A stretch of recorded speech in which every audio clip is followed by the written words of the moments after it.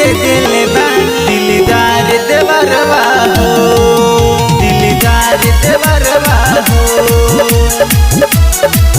Music by Vikesh भोजपुरिया। मुइया के दे दिले बा दिलदार देवरवा हो, दिल मुइया के दे दिले बानी दिलदार देवरवा हो, दिल मुइया के दे दिले बानी दिलदार देवरवा हो। असो करे के बाटे पूजनवा देवरू हो, असो करे के बाटे पूजनवा माई के दो चरणवा हो, हो, हो। दिल मैया के दे दिले बानी दिलदार देवरवा हो, दिल मैया के दे दिले बानी दिलदार देवरवा हो। प्रेम से बोली तारा चंडी मैया की।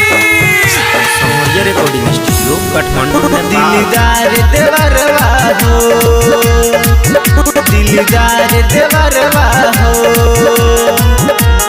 मुइया के दे दिले बानी दिलदार देवरवा हो।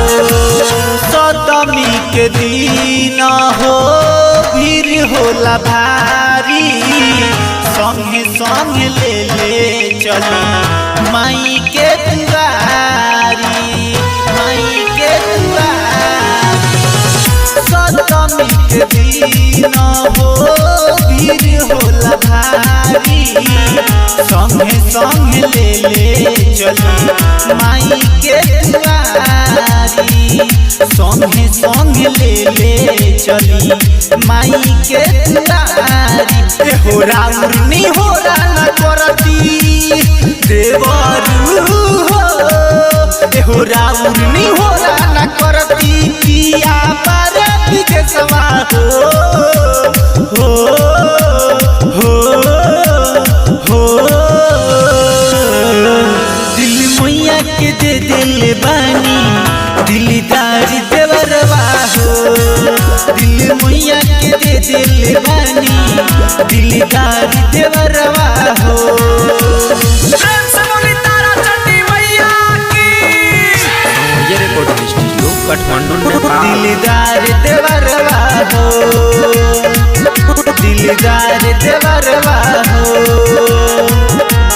मुइया के दे दिले बानी दिलदार देवरवा हो। सुबोध राजा चल माई के मनावे, 9 दिन रहिए माई पूजा करावे, पूजा करावे। सुबोध राजा चल माई के मनावे, 9 दिन रहिए माई पूजा करावे, 9 दिन रहिए माई पूजा करावे। हो राइटर दिखे सवरिया देवरू हो, हो राइटर दिखे शहर के से चल माई के दुआरिया हो, हो, हो, हो। दिल मैया के दे दिले बानी दिलदार देवरवा हो, दिल मैया के दे दिले बानी दिलदार देवरवा हो।